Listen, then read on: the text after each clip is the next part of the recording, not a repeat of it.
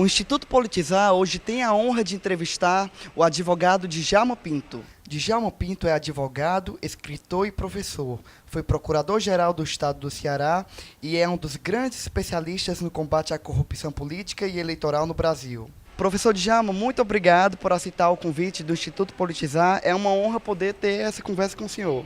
Prazer é todo meu. Esse instituto ele tem um objetivo muito saudável e realmente muito útil para a sociedade brasileira nesse momento, que é passar para a sociedade essa ideia de que a política é um instrumento necessário para que haja um bom gerenciamento da coisa pública, estimular as pessoas a participar de forma mais abnegada, as pessoas compreenderem que a vida sem a política é impossível e que a política é um instrumento para a conquista da paz social, é uma forma de engrandecimento de cada ser humano através da contribuição para a vida, para a melhoria, para o bem-estar da sociedade. Também temos aqui membros do Instituto Politizar, o secretário de Juventude, Jader, e a diretora de atividades, Thaís. Muito obrigado, pessoal. Professor Djalma, a gente começa falando desse livro, do seu livro A Cidade da Juventude, e dizendo que quando nós o vimos pela primeira vez, ficamos muito felizes, porque ele trata justamente da educação política do jovem, da formação política. É um livro que mostra uma classe de alunos criando uma constituição de uma cidade fictícia na qual eles debatem temas, debatem ética, debatem a política. Então, nos é muito caro algo nesse sentido. E também nós gostaríamos de perguntar porque nós sentimos que a juventude hoje participa mais nas redes sociais, ela se manifesta mais, mas por outro lado essa manifestação muitas vezes é superficial.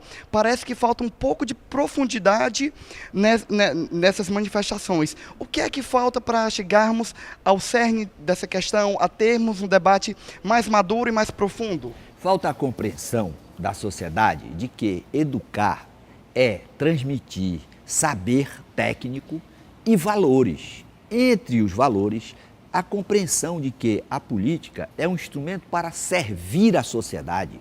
É preciso que nós tenhamos essa compreensão. O homem, quando vai ser investido no poder, quando ele vai se candidatar, ele tem que explicar primeiro para a sociedade por que ele quer exercer o mandato. E há uma distorção grave. O cidadão quer o poder para ficar rico, para fazer negociatas, para favorecer os seus amigos e os seus familiares. Isso por quê?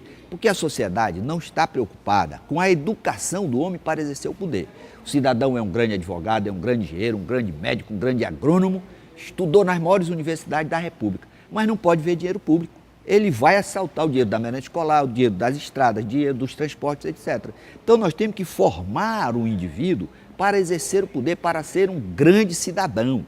A própria Constituição da República, no artigo 205, ela diz que um dos objetivos da educação é formar o homem para ser um cidadão. O que é ser um cidadão? É ter aptidão para viver nas cívitas, para viver no Estado, para ser um político, para contribuir com a sociedade para a paz, para a prosperidade e não utilizar-se do dinheiro público. Então esse livro, A Cidade da Juventude, ele tem como objetivo preparar o jovem, a criança, com essa compreensão de que o poder é um instrumento para servir a sociedade, não é um instrumento para você ficar com o dinheiro do povo. Quando você comete uma ação distorcida nesse sentido, você tem que ter a penitenciária como destino. Você não pode ser reverenciado na sociedade, você não pode ser padrinho de casamento de ninguém. Por quê? Porque você usou o poder de forma indevida. Então esse livro busca exatamente motivar as crianças e os jovens para que, quando forem adultos e forem convocados para exercer o poder, não façam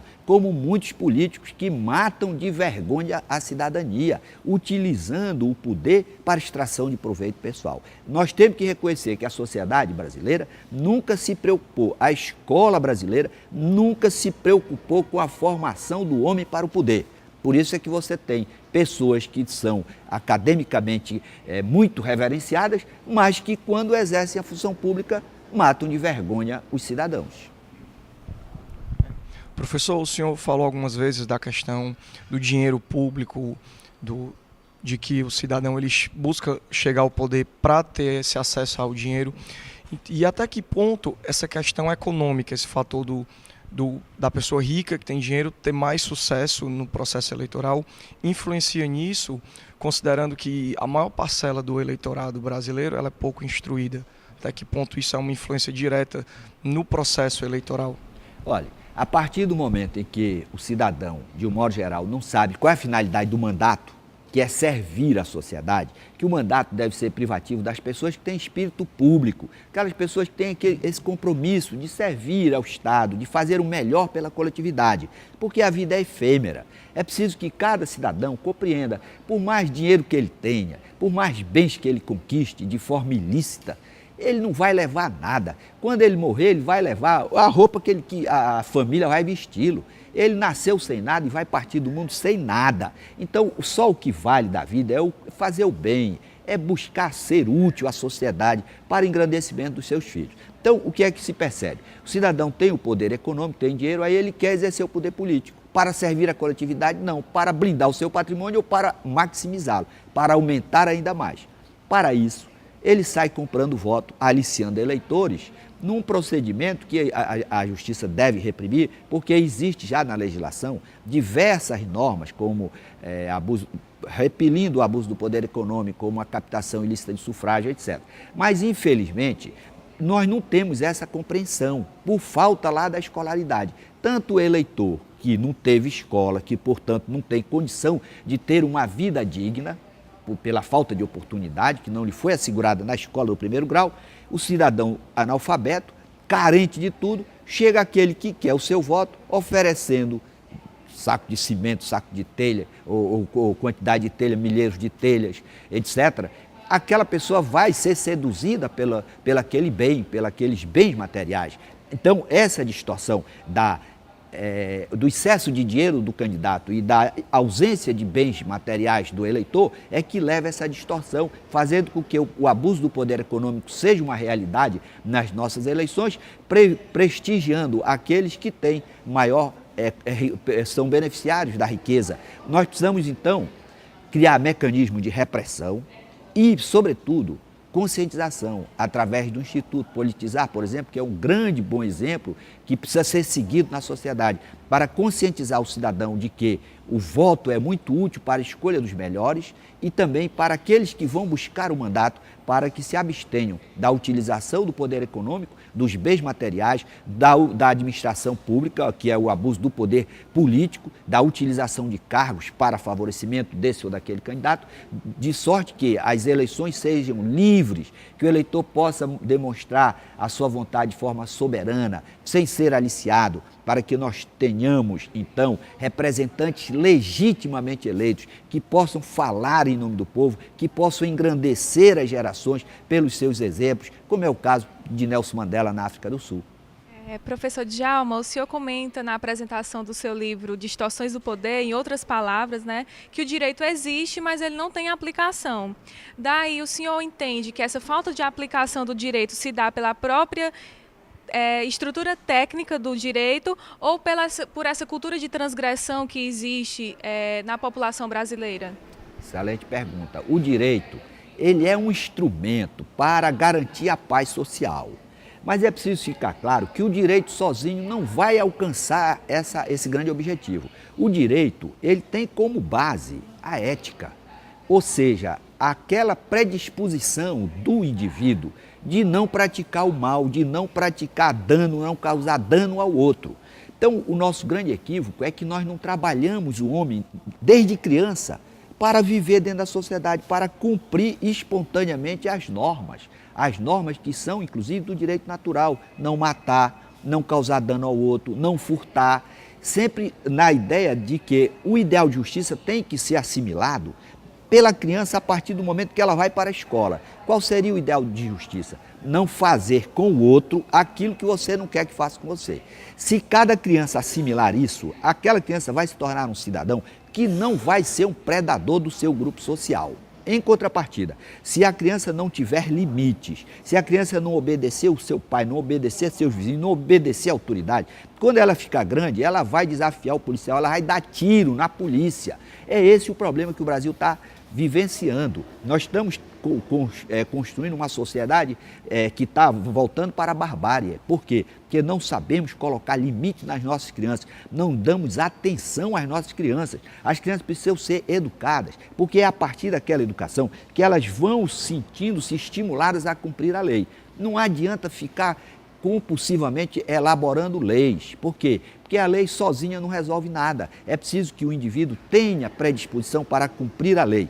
E essa predisposição é conquistada a partir da infância, com a assimilação dessa ideia de não fazer dano, não causar dano ao outro, não fazer com o outro o que você não quer que faça com você. Se o menino pequeno aprender que ele não deve pichar o muro do vizinho, porque ele não quer que piche o muro da casa dele.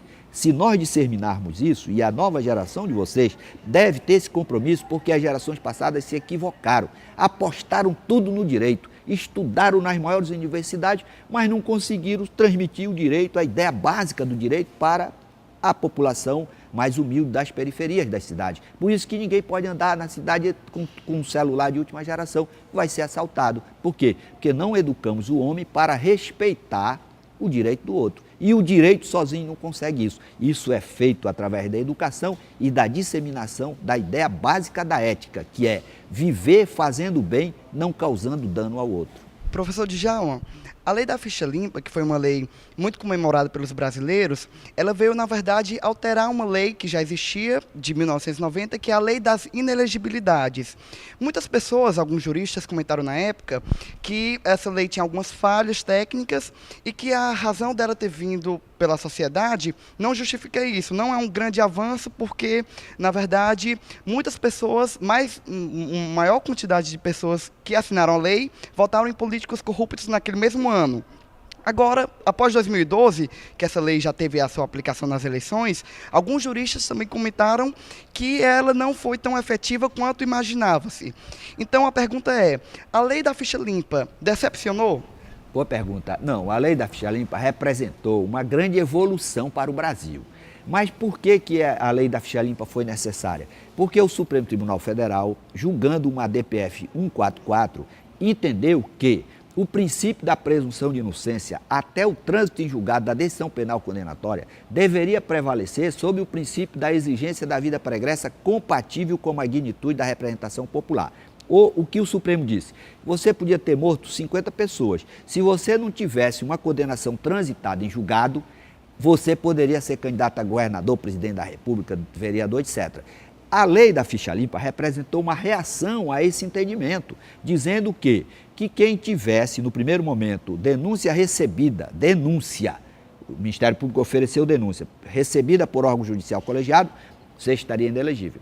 Houve uma alteração do projeto de iniciativa popular, criando-se a norma no sentido de que só seriam inelegíveis aqueles que tivessem contra si condenação por órgão judicial colegiado. O que significa dizer que a lei da ficha limpa, embora represente um avanço, ainda não é tudo.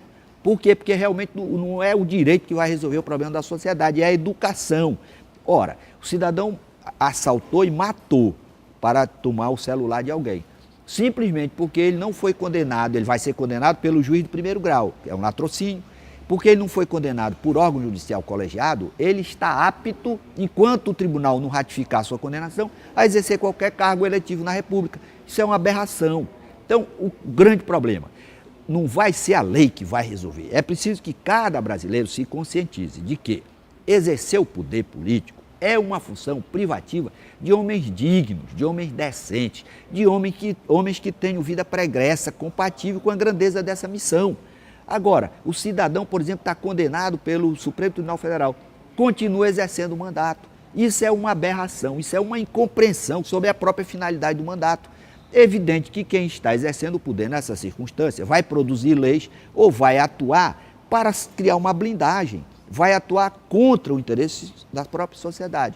Então, a lei da ficha limpa cumpriu um papel importante, mas precisa ser evoluído, o seu texto precisa ser evoluído, no sentido de que, tendo uma pessoa com uma comprovação da prática de um crime, por exemplo, o cidadão chegou, deu um tiro na cabeça do outro, está filmado. Ah, mas ele está só indiciado. Mas ele é um criminoso, está aqui a prova inequívoca. Ele não está credenciado para exercer a representação popular.